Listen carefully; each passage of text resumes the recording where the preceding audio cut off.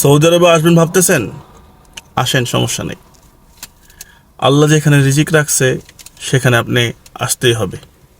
আপনার কপালে কি আছে সেটা তকদির আগে থেকে লেখা হয়ে গেছে।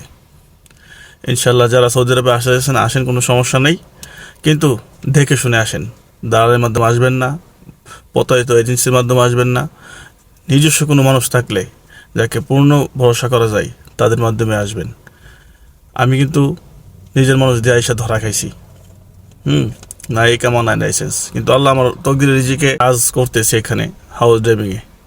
আমার লাইসেন্স নাই, এই কেমন নাই। তো আল্লাহ চাইলে কি না হয়, সব কিছুই সম্ভব দুনিয়াতে।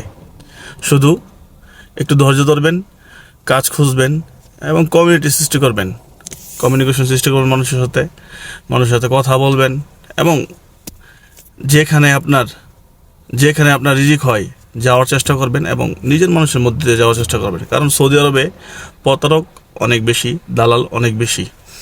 যারা যারা প্রতারক দালাল ছাড়া কাজ পেতে চান, কাজ নিতে চান, আমাকে সাবস্ক্রাইব করে রাখবেন এবং ফেসবুক পেজটি ফলো দিয়ে রাখবেন। ইনশাল্লাহ আপনাদের পাশে আমি আছি, থাকবো। ওকে।